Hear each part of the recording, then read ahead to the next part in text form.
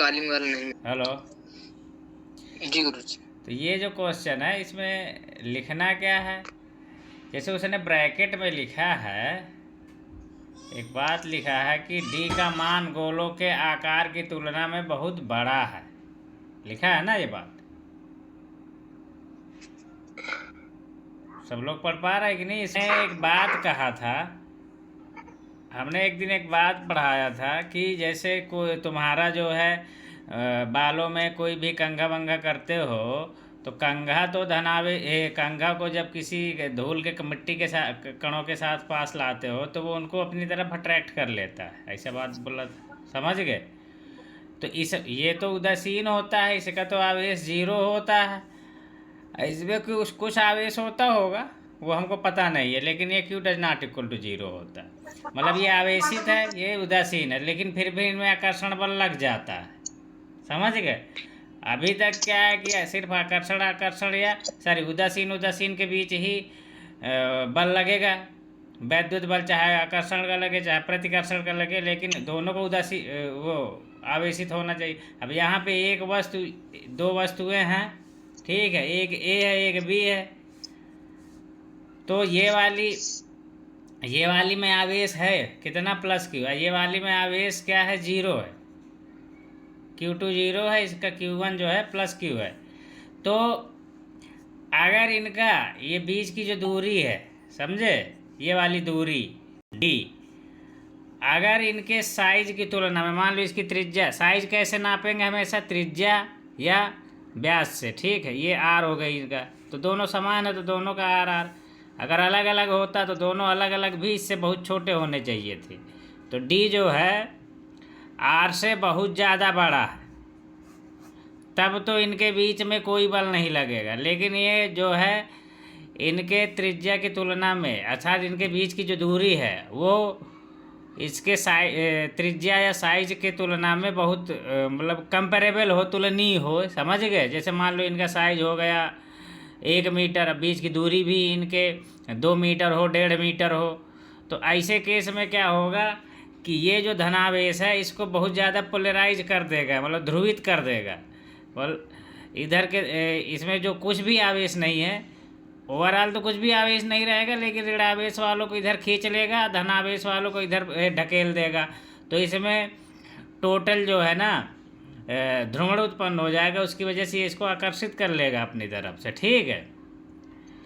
तो लेकिन अगर ये डी की वैल्यू बहुत ज़्यादा है तो इसमें इतनी शक्ति नहीं रह जाएगी कि इसको ध्रुवित कर सके, समझे। तो ये इसको अपनी तरफ किसी भी टाइप का वैद्युत बल नहीं लगा पाएगा, या कहने का मतलब आकर्षण का बल नहीं लगा पाएगा। तो ये वाला जब क्वेश्चन पूछा जाएगा तो कॉम्पिटिटिव एग्जाम में पूछा जाएगा, जैसे IIT एडवांस हो गया, बहुत हाई लेवल का क्वेश्चन बनेगा ये, ठीक है। ये ऑब्जेक्टिव लेवल का सिंपली क्वेश्चन बनेगा। तो लड़का क्या करेगा, देखेगा एक उदासीन है एक जो है आवेशित है, और वो अगर उसने लिख दिया है कि बीच की दूरी जो है इनके दोनों की त्रिज्या के तुलना में, मान लो इसकी त्रिज्या R1 होती, इसको R2 होती, मान लो थोड़ी देर के लिए अलग अलग साइज के होते, तो ऐसे लिख दिया उसने, D1 is much greater than R2, sorry D, और D also is much greater than R2, दोनों का लिख देगा। अगर दोनों की त्रिज्या समान होगी तो सिर्फ एक ही बार लिख देगा, इन्हीं दोनों को फिर एक ही बार लिखना पड़ेगा, D is much greater than R, समझ गए। या भाषा में लिख देगा, तब फिर इनके बीच कुछ न कुछ बल लगेगा। कब लगेगा, जब डी जो है इनके साइज की तुलना में इनके साइज के ही आसपास का होगा, समझ गए। अब इसमें इसीलिए उसने ये ब्रैकेट में लिख दिया है कि डी का मान गोलों के आकार की तुलना में बहुत बड़ा है, इसीलिए बड़ा कर दिए तो 100% अब इनके बीच शून्य बल लगेगा, समझ गए। ध्रुवण वाला एक्शन यहाँ पे नहीं होगा। ये बात समझ में आई कि नहीं। चलो देखो, यहाँ तक तो हो गया है ये, ठीक है। तुम लोग को तो समझ में आ ही गया होगा। एक बार और बता देता हूँ, ये दो आवेश है, ये Q1 है, ये Q2 है, ये इसकी त्रिज्या R1 है, इसका R2 है। त्रिज्या साइज को प्रदर्शित करती है या आकार को प्रदर्शित करती है, D बीच की दूरी है इनकी। अगर D जो है R1 से बहुत ज़्यादा होगा तो Q1 को विद्युत आवेश मतलब की भांति व्यवहार करेगा, और D R2 से बहुत ज़्यादा है तो Q2 भी बिंदु आवेश की भांति काम करेगा। अगर अब इनको बिंदु जैसे R1 1 मीटर है, R2 1.2 मीटर है और D 1.5 है, तो ये कंपेरेबल हो गए। ये अब ये बिंदु यहाँ पे कूलम का नियम नहीं लागू होगा, ये बिंदु आवेश की भांति व्यवहार नहीं करेंगे, ठीक है। तो यहाँ पे जो बल लगेगा, अगर Q1 प्लस Q है, Q2 0 है, तो बल लगेगा यहाँ पे, ये सही होगा, ये गलत होगा, ठीक है। इसके बाद आवेशों का वितरण होता है। एक तो बिंदु आवेश होता है, एक सतत आवेश वितरण होता है। बिंदु आवेश का मतलब ये मान के चला होता इनमें भी है सतत आवेश वितरण ही है, लेकिन इनकी जो है बीच की दूरी की तुलना में इनका साइज बहुत छोटा हो, इसलिए इसको बिंदु मान लिया जाता है, ठीक है। तो वही कहानी। अब यहाँ पे क्या है, कंटिन्यूस आवेश वितरण ये क्षण के अनुदिश हो सकता है, किसी प्लेट के अनुदिश हो सकता है, किसी गोले में भी आवेश वितरण सतत हो सकता है। कब? जब इसका जो साइज है वो कंसिडरेबल हो, या कोई जिस चीज़ के, जब इनके मान लो किसी इसके बगल में कोई दूसरी वस्तु रखी है, उनके बीच की दूरी इसके साइज के या त्रिज्या के बराबर ही है, ठीक है। जो कोई दूसरी वस्तु है जिस पे बल लगना है, ठीक है, जहाँ पे वैद्युत क्षेत्र की तीव्रता निकालना है, तो फिर इसको सतत आवेश वितरण मान के। हालांकि कोई चालक के ऊपर अगर कोई आवेश का वितरण होता है तो उसको सेंटर में, पूरे आवेश को सेंटर में केंद्रित मान के कैलकुलेशन कर लेते हैं, एग्जैक्ट आंसर आता है। लेकिन ये वालों केसों में तो सेंटर पर नहीं मान सकते, क्योंकि क्षण के अनुदिश है। इनके लिए अलग से गॉस प्रमेय से हमने फार्मूला निकाला था। तो अब ये क्या है कि जैसे ये इसमें आवेश का वितरण है, इसमें इसको सतत मानते हैं। कैसे? एक दो वर्ड होते हैं, माइक्रो लेवल और माइक्रो लेवल। माइक्रो और माइक्रो का क्या मतलब होता है? माइक्रो का मतलब होता है, कभी बुक पढ़ोगे इंग्लिश वाली, तो माइक्रो का मतलब होता है सूक्ष्म, सूक्ष्म स्तर पर। चलो अगले पेज में लिख देता हूँ। माइक्रो का मतलब होता है सूक्ष्म, और मैक्रो MACR हो, इसका मतलब होता है स्थूल। स्थूल बोले तो बड़े स्तर पर, ठीक है। या बड़े बड़े, जहाँ पे बड़ी बड़ी डायमेंशंस की बात या बड़े बड़े दूरियों की बात की जाए। अब माइक्रो का मतलब बहुत छोटी छोटी सूक्ष्म, जैसे एंगस्ट्राम हो गया। माइक्रो का मतलब हो गया जैसे तुम लोग किलोमीटर के ऊपर जीगा बीगा लेते हो जो, ठीक है। तो किलोमीटर से भी बड़ी वो होती है, किलोमीटर हो गया, ये बड़ी है, तो स्थूल वाला में आ जाएगा ये। अब इसमें क्या है कि जैसे आवेशों का जो वितरण होता है, तो इलेक्ट्रॉनों की वजह से आवेश होता ही, या इलेक्ट्रॉन निकल गए तो मान लो इलेक्ट्रॉन की ही बात, तो एक इलेक्ट्रॉन यहाँ होगा तो एक इलेक्ट्रॉन यहाँ होगा, या एक इलेक्ट्रॉन यहाँ होगा, तो इन इलेक्ट्रॉनों के बीच में कुछ गैप होगा। तो गैप होगा तो वहाँ पे तो आवेश नहीं होगा, क्यों होगा वहाँ पे? क्यों? कोई ये आवेश, ये इलेक्ट्रॉन है, ये इलेक्ट्रॉन मान लो मैं गोली गोली टाइप से बना देता हूँ इसको, ऐसे सर्कुलर, तो ये स्फेरिकल, तो इनके बीच में कुछ ना कुछ गैप मिलेगा। तो एकदम से कंटिन्यूअस, अगर इसको सूक्ष्म स्तर पे देखोगे तो आवेश का वितरण सतत नहीं होता, समझ गए? सूक्ष्म स्तर पर कि मतलब हम बहुत छोटी सी जगह ले लिए, इतनी जगह ले लिए, मान लो ये इतनी जगह ले ली, एकदम इतनी बड़ी छोटी सी न, एंगस्ट्राम से छोटी भी डिस्टेंसेस होती है, तो पता चला वहाँ पे इलेक्ट्रॉन ही नहीं है, मतलब वहाँ पे आवेश ही नहीं है। लेकिन हम बहुत बड़ा दूरी ले लिए, यहाँ से यहाँ तक ले लिए, तो यहाँ पे क्या है, जब ज़्यादा बड़ी दूरी कंसीडर करेंगे ना, तो क्या होगा कि ये वाली दूरी बीच वाली दिखेगी ही नहीं, समझ गए? तो ऐसा लगेगा बहुत सतत वितरण है। जैसे क्या है, जैसे घास खेतों में जगी होती है, देखा है कि नहीं? हेलो? तो घास को जब दूर से देखोगे तो ऐसा लगेगा कि हरी हरी है घास, एकदम अलग अलग नहीं दिखाती, सब एकदम से एक प्लेन टाइप का दिखाई देता है, समझ गए? प्लेन एरिया एकदम हरे कलर का। लेकिन जब उसको जाके एकदम करीब से देखोगे, माइक्रो लेवल में, एक एक घास अलग अलग दिखाई देती है कि नहीं दिखाई देती है? क्यों? तो अगर कोई भी चीज़ है, जैसे ये चीज़ है, ये इतनी दूरी पर है, ठीक है, ये बहुत सारे हों, इधर 1 किलोमीटर तक हो, इधर 1 किलोमीटर हो, तो तुम क्या करो, 10 बाई 10 को कंसीडर कर लो, तो जब इसको या 1 किलोमीटर, 1 किलोमीटर बाई 1 किलोमीटर दूर से देखोगे, एक तो पहली बात तो दिखेगा नहीं पूरा एरिया, तुमको बहुत ऊंचाई पे जाना पड़ेगा, जहाज़ में चढ़ना पड़ेगा। एरोप्लेन से ऊपर से झांकोगे तो ये सारे जो पॉइंट होंगे, अगर ये ग्रीन कलर के होंगे तो ग्रीन मिक्स कलर दिखाई देगा, बीच का गैप नहीं दिखाई देता, समझ गए? तो वो माइक्रो लेवल हो गया।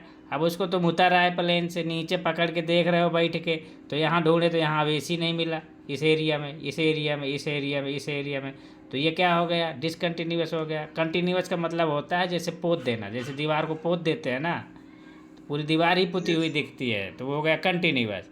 और दीवार को पोतने के बजाय छोटे छोटे धब्बे बना दे तो हो गया वो डिसकंटिन्यूअस। मेरी बात समझ में आ रही कि नहीं? तो ये तो हो गया कंसेप्चुअल लेवल बातें। तो अगर कोई आवेश का वितरण बोले कि माइक्रो लेवल पे, वो सूक्ष्म स्तर पर संभव नहीं है, ठीक है, वो सूक्ष्म स्तर में होता ही नहीं है, लेकिन स्थूल स्तर या बड़े स्तर पे मान सकते हैं कि आवेश का वितरण कंटिन्यूअस होता है। अगर बहुत ज़्यादा एकदम एग्जैक्ट जाके चेक करेंगे तो वो भी कभी नहीं होता, समझ गए? मेरी बात समझ में आ रही कि नहीं? यस। तो अगर कोई केवल ये वर्ड लिख, ठीक है। क्वेश्चन नंबर 7 में कह रहा है कि समान परिमाण के दो आवेश एक दूसरे पर 2 न्यूटन का बल आरोपित करते हैं, उनके बीच की दूरी 0.5 मीटर कर देने पर उनके बीच बल 8 न्यूटन हो जाता है। आवेशों की प्रारंभिक दूरी क्या थी और प्रत्येक आवेश का परिमाण क्या है, ठीक है। तो इस क्वेश्चन को चलो आ जाओ, देखो अब इसमें 2 आवेश है, अब आवेश तो हमको पता नहीं है तो इसे मान लेंगे, ठीक है। समान परिमाण के 2 आवेश है, एक आवेश ये हो गया, एक आवेश ये हो गया। Q1 को भी Q मान लो और Q2 को भी Q मान लो। बीच की दूरी हमको पता नहीं है, प्रारंभिक दूरी पूछा हुआ है, ठीक है। उसके बाद कह रहा है कि 0.5 मीटर कर देने पर उनके बीच की दूरी कितनी हो जाएगी? 18 न्यूटन हो जाएगी। तो यहाँ पे लिख दो प्रश्नानुसार, या इसे लिख दो प्रारंभिक स्थिति में, प्रारंभिक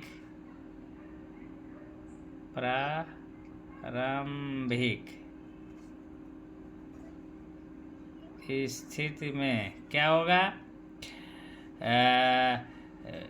1 में अब देखो यहाँ पे 4 पाई एप्सिलॉन नॉट बार बार लिखना चाहो लिखो, या डायरेक्टली सिंपली के भी लिख सकते हो, ठीक है, अगर कम टाइम है तो क्या हो जाएगा? Q1 Q2 अपान में R² होता है, तो यहाँ पे मैं क्या लिख दूंगा? 18 न्यूटन, ये सारी 2 न्यूटन होगा, और के तो रहेगा ही रहेगा, यहाँ पे Q इंटू Q अपान में R²। ये समीकरण 1 बन गया मेरा। दूसरा समीकरण ये इस्तेमाल के, हालांकि यहाँ पे डालते हैं हमेशा। दूसरे फिर क्या होगा? बीच की दूरी 0.5 मीटर कम करने पर, ठीक है, ये पार्ट ए है, सॉल्व कर रहा हूँ मैं, ठीक है। द्वितीय स्थिति में, प्रथम स्थिति द्वितीय स्थिति भी लिख सकते हो, ठीक है। अब लिख दोगे बीच की दूरी 0.5 मीटर कम करने पर, ठीक है, या द्वितीय स्थिति में, द्वितीय स्थिति में क्या हो जाएगा? यहाँ पे एफ की वैल्यू हो जाएगी 18 के, हालांकि एक बार यहाँ पे फार्मूला लिख देना, ठीक है। और क्यू अपान में आर कितना हो जाएगा? आर माइनस 0.5 का स्क्वायर, ठीक है। पहले आर था, अब दूरी कम हो जाएगी तो बल भी तो 18 हो गया। यहाँ तक समझ में आया कि नहीं आया? ये समीकरण 2 हो जाएगा। अब इसमें तुमको सॉल्व कर लेना समीकरण। अब यहाँ पे देखो, तो एक अननोन ये है, एक अननोन ये है, एक है, 3 अननोन है, तो इसको अगर तुम सोचोगे हम सॉल्व तो तब भी हो जाएगा। तो इसमें क्या है कि समीकरण तो तुम्हारे पास 2 ही है, लेकिन कोई बात नहीं है, 2 ही है तो क्या फ़र्क पड़ता है, ये सॉल्व हो जाएगा। इसमें क्या करना कि भाग दे देना, क्यू से क्यू कट जाएगा, के से के कट जाएगा, सिर्फ एक अननोन बचेगा, सवाल हल हो जाएगा। तो ऐसे सवालों में क्या करते हैं कि हालांकि देखने अगर, चलो ठीक, यहाँ से अब ये सॉल्व हो जाएगा, भाग दे देना, तो यहाँ से समीकरण 2 में 1 का भाग दे दोगे तो 18 बटे 2 हो जाएगा। इधर दाहिने साइड में सब कट आ जाएगा, ये वाला ऊपर जाएगा, ये वाला पूरा ऊपर जाएगा। तो भाग देना आना चाहिए, ठीक है। कितने को, तो वही भाग देने में दिक्कत होती होगी। r माइनस में 0.5 का स्क्वायर ये ऊपर जाएगा, नीचे क्या आ जाएगा के क्यू स्क्वायर पान आर स्क्वायर, सब कट आ जाएगा ये, ठीक है। तो बचेगा क्या, इधर 9 बचेगा, ये वाला r ऊपर चला जाएगा। तो आर स्क्वायर अपान में r माइनस में 0.5 का स्क्वायर हो जाएगा। इसको सॉल्व कर लेना है। अब इसको सॉल्व कैसे करोगे, इसको होल स्क्वायर मत खोल दियो, ठीक है। खोल दोगे तो फिर बाद में समेटोगे, तब फर्जी का एक ठो काम बढ़ा लोगे। ऐसे सवालों क्या करना है, ऊपर भी होल स्क्वायर, इधर भी स्क्वायर बन रहा है, इधर भी स्क्वायर बन रहा है, तो सीधा सीधा वर्गमूल ले लो, समझ गए।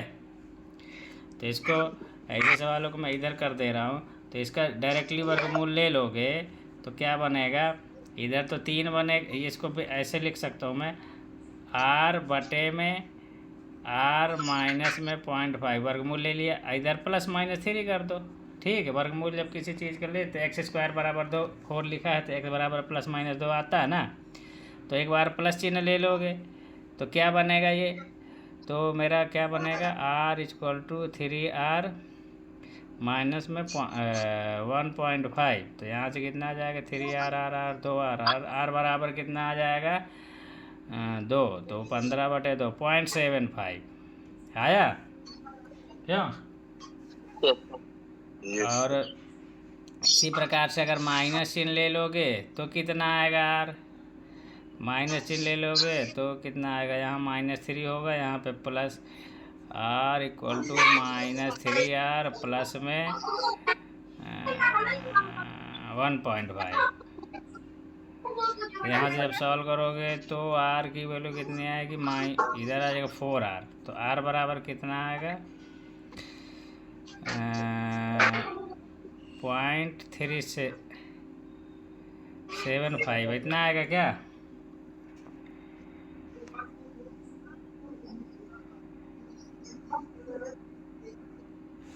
अब देखो यहाँ पे आवेश की मात्रा वो सॉरी r की वैल्यू निकल आई है, ठीक है। k की वैल्यू 9 × 10⁻⁹ होती है। यहाँ पे पुट कर दोगे, चाहे समीकरण 1 में चाहे 2 में, k की वैल्यू उसकी आवेश की वैल्यू निकल आएगी कि नहीं निकल आएगी, क्यों।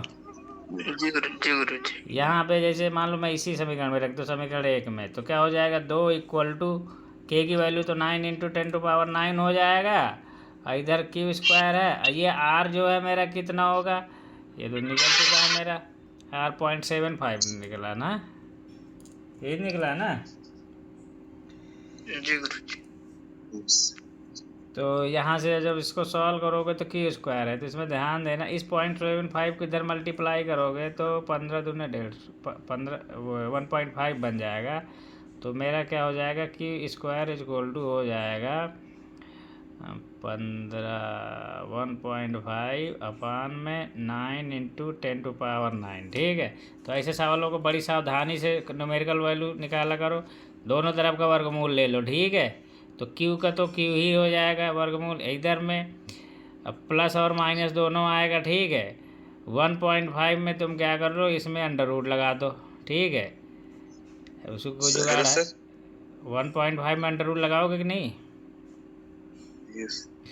इधर ये है 9 है, तो इसको 3 लिख दो, और 10 की घात 9। अच्छा एक चीज़ है, एक चीज़ गड़बड़ होगा इसमें, इस 9 से जो है 10 की घात 9 का वर्गमूल लोगे, अगर 10 की घात 8 होता तो 10 की घात 4 बच जाता। तो इसको क्या करो, इसको 0.15 कर दो, तो यहाँ पे 10 हो जाएगी घात में, 10 की घात 10, तो 10 की घात 5 बच जाएगा कि नहीं, क्यों। तो इसको यहीं से कर लेना है, यहाँ पे इसका दशमलव हटा दोगे तो नीचे भी एक घात बढ़ेगी, तो ऐसे कर लोगे। तो यहाँ से जब आंसर निकालोगे तो q इक्वल टू √15 अपान में 3 गुणे में 10 की घात 5 माइनस का, ठीक है। ये हो गया, इतना वैल्यू निकाल के रखे आओगे, मिल जाएगा आंसर प्लस माइनस, ठीक है। अब 15 का वर्गमूल अगर तुमको निकालना आता है तो ठीक है, समझ गए। Hello hello, yes sir. अगर 15 का वर्गमूल निकालना आता है तो ठीक है, रटा है तो, नहीं तो इतने लिख के चले आना, हालांकि एक साथ। चलो ठीक। हेलो, जैसे देखो, जैसे किसी चीज़ का अंडर रूट निकालना है, मान लो कि 14 का निकालना है, ठीक है। तो मेरा एक ये होता है a+b/2, ये किसी दो नंबर हैं अगर ए और बी, उनका समांतर माध्य होता है, गुणोत्तर माध्य होता है √ab, ठीक है। दरवाज़ा बंद कर दो। तो यहाँ पे देखो, AP और GP बराबर होते हैं जब A और B के मान करीब हो, ठीक है। ये हर जगह तो नहीं वैलिड होता है, लेकिन वो वैलिड होता है तभी जब लगभग A और B के मान एकदम करीब हो तो चल जाता है ये। तो इसमें क्या किया है, जैसे इसने √A की वैल्यू निकालना है, तो क्या करना है, a+b/2, इस b को मैं इधर ले आऊँगा तो √b, ये फार्मूला बनेगा मेरा।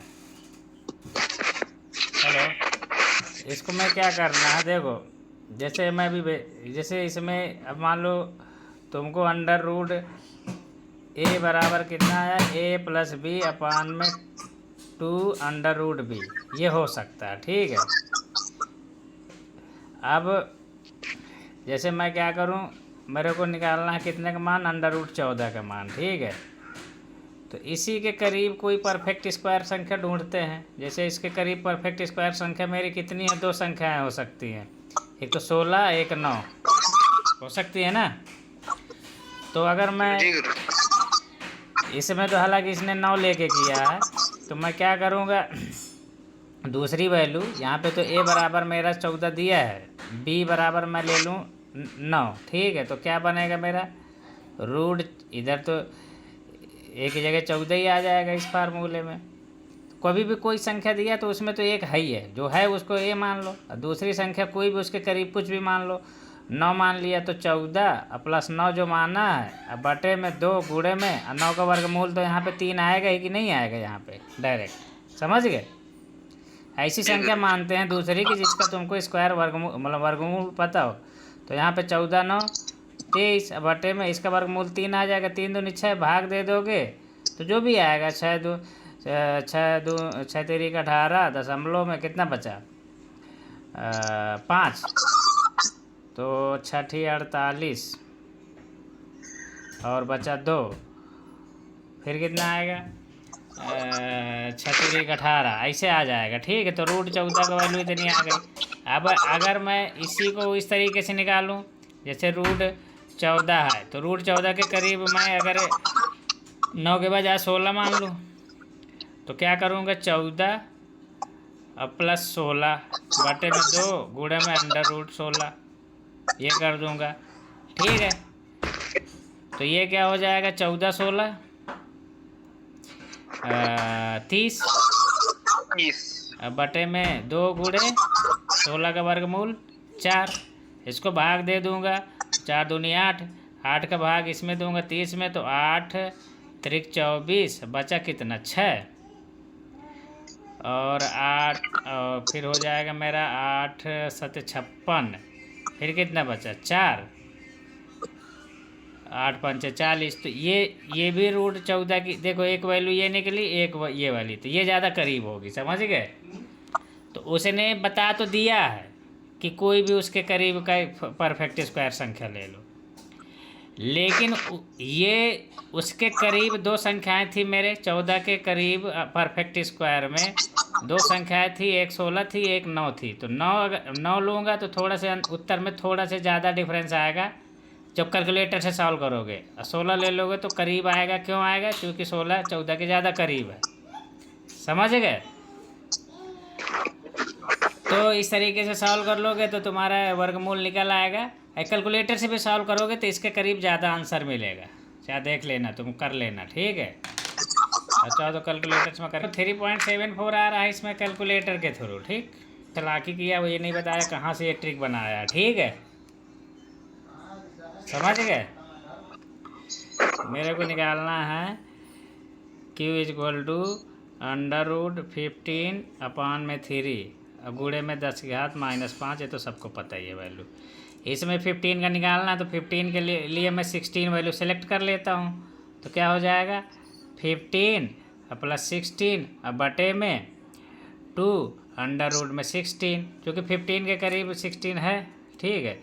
तो ये हो जाएगा 4 दूना 8, ये 31 हो जाएगा। 31 बटे में 8, इसका भाग दे दोगे तो कितना आ जाएगा, 8 त्रिक 24 और बचा कितना 7, तो 8 7 8 64, बचा कितना 6, तो 6 के बाद हो जाएगा 8 7 56, फिर 8 45, इतना आएगा। कैलकुलेटर से देखोगे वो भी इतने करीब आएगा, समझ गए। तो हालांकि यहाँ तक देख के तो नंबर दे देगा वो, अगर इसको निकाल देते हो तो अच्छी बात है, ठीक है।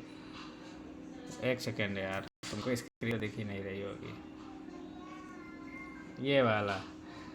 तो कैलकुलेटर से जो आ रहा 3.8729 आ रहा, ठीक है, लगभग करीब है। 2 अंकों तक ही मिलाता है आंसर आदमी, उसके बाद नहीं मिलाता कभी भी, ठीक है। तो देखो एकदम सटीक मैच कर रहा। अब इसमें जो है अगर तुम 15 के बजाय 15 के नियरेस्ट संख्या एक और है, 9 भी है, परफेक्ट स्क्वायर 9 लोगे तो अंतर उस आंसर आएगा, लेकिन वो थोड़ा ज़्यादा डिफर करेगा, ठीक है। कुछ बात समझ में, मान लो मेरे 87 के निकाला तो 87 के करीब हमारी 2 संख्याएं होंगी जो परफेक्ट स्क्वायर ही होंगी, एक तो 81 है, एक 100 है, समझ गए। तो मैं अब इसमें करीब कौन है, 81 ज़्यादा करीब है, तो 81 वाली ले लेता हूँ। तो 87 प्लस में 81 दोनों को जोड़ दो, बटे में 2 अंडर रूट में 81 कर दोगे। तो इसको लेके सॉल्व कर रहा हूँ मैं। तो यहाँ से जोड़ दोगे तो 7 1 8, अब 8 दूनी 16, अब बटे में 2 गुणे में 9, वर्गमूल लोगे तो 2 1 के 2 और 2 8 16, 2 चौको 8, यहाँ से भाग दे दोगे तो 9 9 81 दशमलव कितना बचा है 3, तो 9 तिरिक 27, फिर 3 बचेगा, 9 तिरिक 27, इतना आएगा 9.33। इसका कैलकुलेटर से देखते हैं कि कैलकुलेटर से कितना आ रहा है, 9.327, समझे। तो देखो कितना करीब आ रहा आंसर, ठीक है, आ रहा है ना। ये कैलकुलेटर का आंसर है, ये तुमने इसे ट्रिक से निकाला है। इसको जब 2 अंकों तक वो करोगे, राउंड ऑफ करोगे, तो इसमें सेम ही वैल्यू मैच कर जाएगी। हालांकि एग्जाम में तुम में अगर इसको लिखोगे तो 9.32, तो उसको भी फुल नंबर मिलेगा, जो 9.33 रखा होगा उसको भी फुल नंबर है। हालांकि इसको मैं राउंड ऑफ करोगे तो इसके करीब ही आ जाएगा। ये बात समझ में आ गई। तो देखो इसमें जो आंसर वैल्यू आई है, इसमें थोड़ा से ज़्यादा डिफर कर रही ना एक्चुअल वाले से, क्यों 3.50 आ रही है, यहाँ पे 3.3 से इसको राउंड ऑफ करूँगा तो 3.3 ही हो जाएगी। तो ये ज़्यादा सटीक है, ये भी है लेकिन ये ज़्यादा सटीक है, ठीक है। क्यों सटीक, थोड़ा से क्यों डिफर ज़्यादा सटीक ये है क्योंकि ये ज़्यादा इसके करीब है, ठीक है। हेलो, यहाँ आर का स्क्वायर है तो यहाँ तो वर्गमूल लगेगा ही नहीं, वो ये डायरेक्ट वर्गमूल बन जाएगा। तो यहाँ पे तो ये वर्गमूल रहेगा ही नहीं, 15 ही रहेगा, 15 में 3, यहाँ पे जो फाइनल आंसर आएगा, यहाँ पे ये भी वर्गमूल नहीं रहेगा। तो फाइनल जो आंसर आएगा हमारा 5 गुणे 10 घात -5 प्लस माइनस का आएगा, समझ गए। चलो इसी बहाने हमने ट्रिक सीख लिया, लेकिन उसका कोई यूज नहीं, यहाँ पे कोई यूज नहीं है, क्योंकि ये आर स्क्वायर था तो वर्गमूल लेंगे तो इसका भी बन जाएगा। ज़्यादातर वो लोग कैलकुलेशन वाले सवाल देते भी नहीं है, ठीक है। चलो देख लो इसको, इसमें देख लो गलती ये थी, वीडियो वालों के लिए बोल रहा हूँ मैं। यहाँ पे आर स्क्वायर में आर स्क्वायर होना चाहिए था, वो छूट गया था, तो उसकी वजह से मैंने दोबारा लगाया। इसको सॉल्व कर लेना। 2 इक्वल टू 9 × 10⁻9 गुणे में क्यू स्क्वायर अपान में 0.75 का स्क्वायर। इसको जब सॉल्व करोगे तो क्यू स्क्वायर इक्वल टू 0.75 का स्क्वायर गुणे 20 अपान में 9 × 10⁻10 कर दिया। यहाँ पे एक घात बढ़ा दिया, यहाँ पे एक 0 कर दिया। वर्गमूल ले लेंगे, वर्गमूल तो ऑलरेडी अगले स्टेप में लेंगे। तो प्लस माइनस में 0.75 और 9 का तो 3 हो जाएगा, और 10 यहाँ पे 10⁻10 का 10⁻5 हो जाएगा। यहाँ पे 20 को जो वर्गमूल लोगे तो 4.5 आएगा इस वाली ट्रिक से। अब यहाँ से आ जाएगा, फिर इसको वैल्यू पुट कर देंगे तो 1.125 गुणे 10 घात -5 कूलम आ जाएगा आंसर, ठीक है। तो ये फाइनल आंसर हमारा हो जाएगा, ठीक है। क्वेश्चन नंबर 8 में कह रहा है कि एक क्यू आवेश आवेश क्यू को दो भागों में किस प्रकार विभाजित करें कि उन्हें निश्चित दूरी पर रखने पर उनके बीच अधिकतम प्रतिकर्षण बल लगे। ये बहुत अच्छा सवाल है, ठीक है। ये सवाल तुम्हारे यहाँ कहीं भी पूछा गया है, इसमें लिखा नहीं है कहीं पे, ठीक है। तो करेंगे क्या इसको, एक आवेश को दो भागों में भी विभाजित करना है। मान लो एक आवेश ये है, इसका वैल्यू कितनी है, कैपिटल क्यू, ठीक है। अब इसको दो पार्ट्स में मैं तोड़ दूंगा, ठीक है। एक ये हो गया, एक ये हो गया। तो अगर मान लो पहले वाले को मैंने ये इस वाले को इस क्यू स्मॉल क्यू आवेश दे दिया, ठीक है। तो ये इस कैपिटल क्यू माइनस क्यू बचेगा, बचेगा कि नहीं बचेगा, क्यों? हेलो। अब दो भागों में तोड़ा गया है, ये जरूरी नहीं है कि बराबर बराबर आवेश को वितरित किया गया, लेकिन दो भागों में बांट दिया गया। अब इनके बीच कह रहा है कि बल अधिकतम हो, तो इनके बीच लगने वाला जो बल होगा एफ के टाइम्स में Q1 Q2 अपान में आर स्क्वायर होता है। तो एफ मेरा कितना हो जाएगा, के टाइम्स में, यहाँ पे जब के भी लिखना, जब भी के लिखना तो के इक्वल टू 9 इंटू 10⁻9 जरूर लिख देना, ठीक है। ये 1/4πε, ठीक है। नहीं भी अगर छूट भी गया तो कोई दिक्कत नहीं है। तो यहाँ पे Q minus small Q into में Q अपान में आर, इस पेन के बीच की दूरी कुछ न कुछ तो होगी, समझ गए। तो अब इसको हमको क्या है, मैक्सिमाइज करना। किसी के यहाँ से आवाज़ आ रही, माइक बंद कर दो। तो अब इसको जब मैक्सिमाइज करने का बात आती है तो यहाँ पे लिख दोगे एफ मैक्स के लिए या अधिकतम बल के लिए। अच्छा, तो के लिए क्या करोगे, कभी भी कोई भी चीज़ तुम लोग पढ़े होगे तो डिफ्रेंशिएशन पढ़ लिया, उच्च निम्न सीख लो फिर। तो क्या होगा, किसी भी चीज़ को जैसे इसको उच्च निम्न निकालना, मतलब इसकी अधिकतम वैल्यू निकालना एफ की, तो इंग्लिश में लिखो, हिंदी में लिखोगे तो अधिकतम बल के लिए इसको डिफ्रेंशिएट करेंगे। तो किसके रिस्पेक्ट में, जो चीज़ बदल सकती है। आवेश तो ये वाला स्मॉल क्यू तो उतना ही रहेगा, इसको चाहे जितना बांटो इधर उधर। अगर 10 कूलम है तो 10 कूलम, लेकिन इधर से उधर जो आवेश ट्रांसफ़र करोगे वो तुम्हारी मर्जी, 1 कूलम 2 कूलम 3 कूलम। तो स्मॉल क्यू तुम्हारे बस का, ठीक है। जितना चाहो घटा बढ़ा सकते हो। कैपिटल क्यू तो क्वेश्चन में दे दिया तो फिक्स हो गया, क्वेश्चन में जो वैल्यू दे दिया, अगर उसको नहीं बोला कि ये वेरिएबल है या ये चर है, तो वो फिर हमेशा चर होगा, मतलब कांस्टेंट ही होगा। अगर उसको तो यहाँ पे किसके रिस्पेक्ट में करेंगे, स्मॉल क्यू के रिस्पेक्ट में। तो डी एफ अपान में डी क्यू स्मॉल क्यू, ठीक है। इसको गुणा करा लो एक बारी, तो कैपिटल क्यू और क्यू और माइनस में क्यू स्क्वायर अपान में आर स्क्वायर हो जाएगा। तो यहाँ पे जो आर जो है, बीच की दूरी भी हमको फिक्स रखनी है, ठीक है। बराबर ही दूरी पर रखेंगे, ठीक है। निश्चित दूरी लिख दिया है उसने। और दोनों बिंदु आवेश है, देखो कितना अच्छा इस किताब में लिखा हुआ है, दोनों बिंदु आवेश है और उनके बीच की दूरी निश्चित है। आवेश भी निश्चित, जो इतना आवेश दे दिया तो वो तो भी निश्चित हो ही जाएगा। तो यहाँ से जब सॉल्व करोगे तो यहाँ पे के है, तो जब डिफ्रेंशिएट करोगे तो ना तो के का डिफ्रेंशिएशन होगा ना आर का होगा, चूँकि ये निश्चित है। फिर होगा किसका, इन दोनों में से सिर्फ स्मॉल क्यू का होगा, कैपिटल क्यू का भी नहीं होगा। तो जब इसका डिफ्रेंशिएशन करोगे तो कैपिटल क्यू इंटू 1, इसको एक्स के तरीके से ट्रीट कर लो स्मॉल क्यू को, इसका हो जाएगा 2 इंटू क्यू। हो गया काम खत्म, डिफ्रेंशिएशन हो गया। अब अधिकतम बल, इसको अभी यहाँ पे कर लो, यहाँ पे ये मत लिखना, डिफ्रेंशिएट कर दिए, लिखना हो लिख देना कि क्यू के रिस्पेक्ट में डिफ्रेंशिएट करने पर या अवकलन करने पर। अब क्या होगा, अब यहाँ से लिखोगे अधिकतम बल के लिए, एफ के अधिकतम मान के लिए, एफ के अधिकतम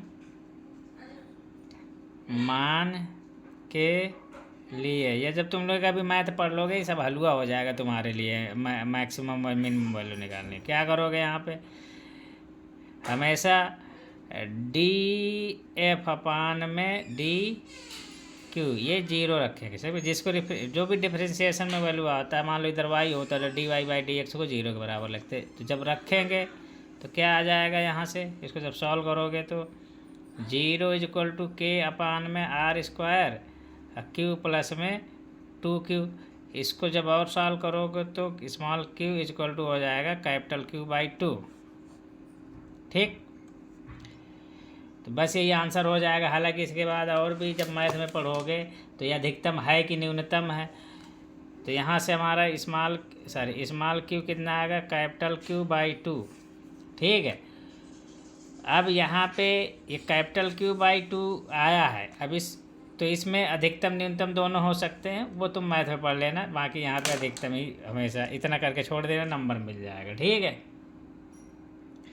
नेक्स्ट क्वेश्चन है हमारा। क्वेश्चन कह रहा है कि दो बिंदु आवेश Q1 equal to Q2 equal to 10 microcoulomb निर्वात में D इक्वल टू 1 मीटर की दूरी पर स्थित है, पर कार्यरत बल का परिमाण ज्ञात करो। ये तो आसान सवाल है, इसको कर दोगे। ठीक है, कुछ नहीं है, आवेश की वैल्यू दिया, दूरी दिया, काम खत्म। एक तीसरा आवेश Q3 2 माइक्रोकूलम